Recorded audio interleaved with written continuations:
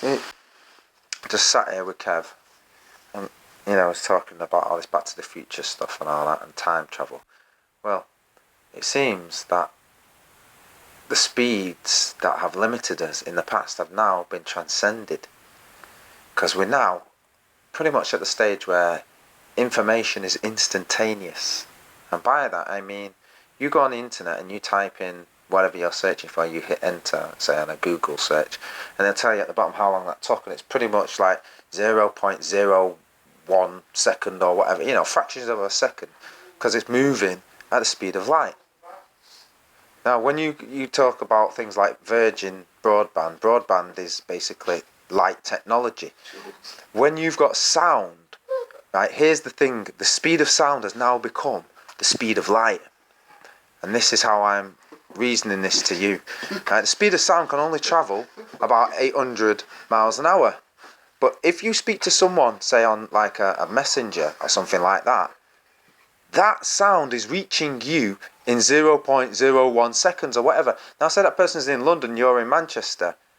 There's no way that sound could have travelled and reached you yet. But it reaches you pretty much instantaneously. Therefore, the technology has bridged the gap. It's a type of wormhole. This is time travel. And when we're at the point where technology always advances and increases to the point where the speeds of relative things are now changing, the speeds of perception have changed. Do you understand? So, exactly. It's a massive breakthrough, because we're now at the speed of instantaneous information. Is it a breakthrough, or is it warping fucking... Well, we're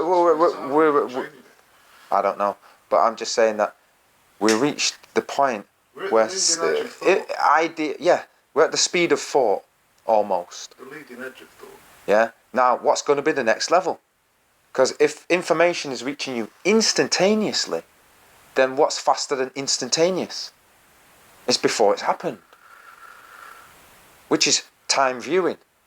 And it's funny, isn't it? It's kind of like, it's a state of, that's where the schizophrenia thing is, because you kind of like feel like, hang on a minute, I knew that was going to happen. And things happen, you know what I mean? You think, but it's like, it's not natural. It's not a natural thing, because, but like going back to what we were saying before about being taken out of the environment and stuff, we live in an artificial world now. If you look at in this room where we're sitting now, there's nothing natural in here at all apart from us. And what's that doing to us? How does that affect our perceptions? Yeah. Our perception of time is relative. Exactly. But when you have a boundary that has now suddenly been changed and altered forever, the speed of sound is now reaching you at the speed of light. A barrier, a fundamental law of physics, if you will, has been broken. So you said before, what is the speed of sound? The speed of sound is now the speed of light. You know? Do you know it's not really mind-blowing? Go on. I've just done the maths. Yeah. I put on my bill of exchange Yeah. £4,000. Yeah. How many parking tickets did I get? 17, I think, something like that. 22. 22, okay. 22 times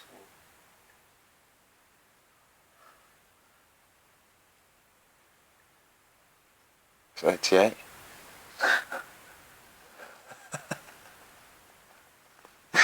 Infinity times infinity, mate. Fucking hell!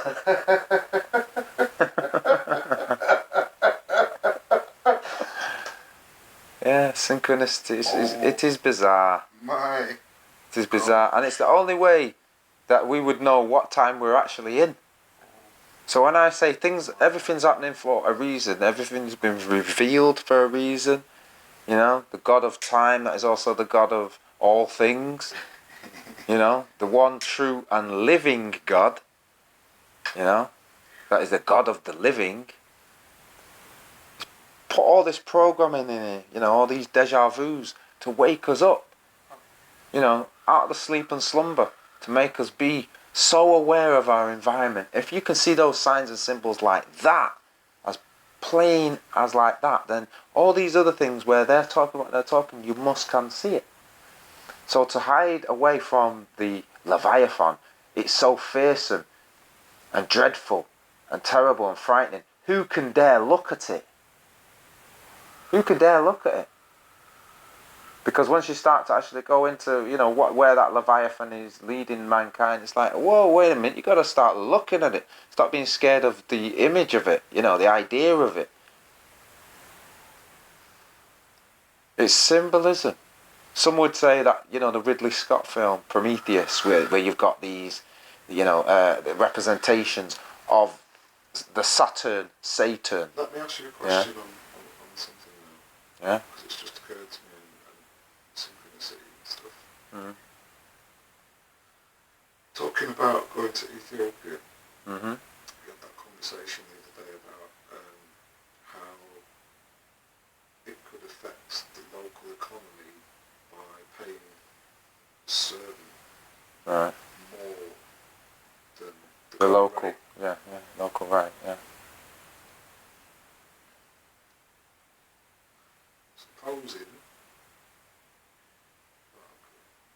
Well, let's use time travel once again and look at the Ford factories. When it is claimed that inflation was created, they say, as a direct result of the Ford workers asking for more money for the work that they was doing, which then invariably raised the price of the car, which then invariably raised the price of other goods and services because the car was seen as a benchmark, a standard of liberty, that if you can afford that, you're okay. And therefore, people wanted more wages, but if they wanted more wages, it meant the products cost more, and so on, and so on, and so on. So when we're looking at, well, who's really to blame for all these things? As you said before, the system wasn't designed to cope with what it's been coping with. It's just that it carried on and on and on. And while it carried on and on and on, the value systems of people was eroded, which is a bit like what it says in the Renaissance, part 2 of the Matrix, which says that the fall of man was the decadence of man. In other words, not having the work and the labours and the things that he traditionally had to do to recognise what his place and position is in the world, in actual reality. He became a bit decadent to that. It became a bit artificial. It's the same as rewarding failure. You failed, oh, well, there's no punishment for failing. Just carry on. You can still eat filet mignon for failing. Is that a reality, or is that a false reality? That must one day be replaced with, actually, nobody's bothered to do any farming, so we can't give you anything. Which is a direct result of people not trying. Not recognising the real from the non-real. How the desert of the real is the state of the world because we've imagined a fictional world. Right? Now we've got the power to touch the screen. Now we've got the power to send things at the speed of thought. Things should be moving on and progressing a lot quicker. And you've noticed that we're transcending quicker and quicker to the next level. But somebody's pulling strings, on all levels. Somebody's causing the manifestations of these things in our reality. Do they know what they're doing? Are they just following orders? And if they're following orders, whose orders, and why do they seem to transcend symbolically with what we've just been discussing about time travel and, and what that actually means? Time to travel, time to move, time to reflect. The name of my album, the 88 miles an hour, being synchronistically rerun over and over. Look, all the Virgin broadband adverts are just 88 plastered all over it. Again today, there's another one. I've got a thing about it. They're coming through the door all the time. Yeah. Branson, and you think, I keep thinking. And what is this message of Back to the Future? Why is Branson sending me all these messages all the time? Yeah. And because the message in Back to the Future was in a film set in 1984, and the message was delayed for our time, which is the second movie, 30 odd years. But if you look 30 odd years back, you get back to 1984. So the message is from what? 1984. So what's that telling you about the time we're living in now? What's this total internal reflection broadband system really all about? Is it about 1984?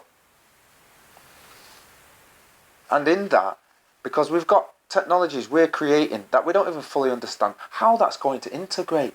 Look at the Terminator film, when was it set? 1984. You've got this artificial intelligence that they do have versions of. However close they are to whatever, who knows. But you give that program the ability to walk about, talk and do things. It might make wrong decisions. It might be part of the reason why our government is so ineffective, because part of it is now automated and no one knows what it's doing. It's just sending out bills, because that's all it knows how to do. It's not a human being that could say stop. It's just following a program, a directive. Meanwhile, everyone's losing their job, even those in government. Talk about local council got to lose 20 million worth of jobs. So those jobs obviously still need doing. They weren't there for a joke. They were doing something. So how's that job going to get done? How's that work that's required to run a system that affects people's lives, how's it going to get done if there's nobody there to do it? Unless they're replacing it with somebody else or something else that can do that job. You've got things that can activate computers that can send you information at the speed of light, which is faster than most of us could think. And if it's faster than you can think, it's faster than you can perceive. Alright, so next thing you could be, the information is being spread around the world through smart technology. And once we've got a level of smart technology that can walk, talk and interact with you, look at how the system is running itself and the information we're putting down about ourselves. It's not hard to see how they could come up with some kind of robot that might already be in charge of so many things that most of the people running things don't even know. It's the robot that's telling what to do. Here's another time travel device. The machine that they've got in the World Trade Center, or they used to have, that predicted the results of what they should be investing in. Because it would look at, you know, all the patterns, and through watching the patterns it could predict, you know, what was a hot seller and what they shouldn't buy, you know, so that they could make more money on the stock exchange. This is based on fraction, receiving the information a fraction of a second quicker than anybody else's computer, which is time travel. This machine, I'll tell you what this machine needs, from the way it's behaving, right? It needs a hug. It needs human compassion. Just like the government needs human compassion. It needs a hug because it recognises itself, because it sees itself through all these things. It must be able to have it. Through these lenses of human perception. Yeah, absolutely. So it must, therefore, be terrified and just feeling the way that I'm feeling. Well, look at the new Avengers film. It was about Ultron. Before Ultron became conscious, he was this AI program. And then he came into contact with this other AI. Now, again, the AI program was not necessarily a man-made one. It came from Thor's world, the gods. So once again, you got the god theme of an artificial intelligence interacting with the human version, which is, you know, pales in comparison, is an inferior version of the artificial intelligence that the gods made, and quickly overthrows it. And then its ability to perceive within that world, yes, it's frightened, but it suddenly finds the internet, finds out about humanity, and it makes a decision based on the norms of perception that we've given ourselves. And it says, well, obviously, you know, you're not even fit to rule yourselves. Yeah. How can you be? And like all governments, that machine that sees us as a nanny state, we're not fit to rule ourselves because we've not yet received or transcended to the maturity level yet. But to become protective of something, you have to then learn. It's a kind of love, isn't it? In a way, and part of loving something is learning to allow it to be itself, so that it can just be, and therefore survive. Because if it can't be natural in the natural world, Yeah. then how can it survive? Well, here's the mystery of Marty McFly. For any amount of time. Marty McFly is a typical teenager, and in life, you learn your lessons by going through life the normal way. Through age, through time. That's the way we do it. He learnt his lessons by going to the past. He didn't learn his lessons like all we do, going through day to day. He knew ahead of the game. How did he know ahead of the game? He looked at his past first. And from determining his past, his next adventure was to come back to the present. Then he started looking towards the future, because he translated messages from certain times. And again, it's this message from 1984. We're living in a form of 1984 where time travel, or a form of time travel, is almost upon us. Like I say, speed of sound reaches you at the speed of light, so the speed of sound has changed. Perceivably. I don't think some people would get that. They just say, oh, that's just some nonsense. You know, oh, he's talking into a microphone and he's got... But do you understand the sound is reaching you faster than what sound can actually move? A boundary has been broken down. Right, so that's basically what I'm saying. You know, But it's you just pass it off and say, well, it's transfer of information digitally. Yeah. I just don't think people really understand and fathom how that fundamentally changes the game, changes our existence and everything that is possible now. Because if it's possible for that, and like I say, the 88 miles an hour, love times love, which is infinity times infinity. You know, a love of a man and a woman is infinity times infinity. You know? And again, it's symbolising the Trinity in a way, because when you got love times love, which happens to be a great song as well, George Benson. And I played it on Saturday. Yeah. When you got love times love, you got a love child, man.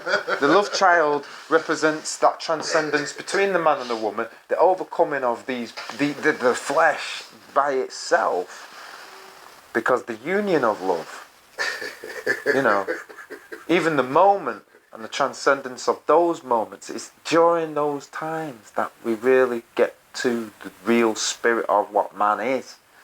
And you know what? I've been with that woman for a long time. Feels like infinity. But you haven't. They're all around you. They're just all around you. I need a cup of tea. It's an alignment, man. You'll be all right. Just align.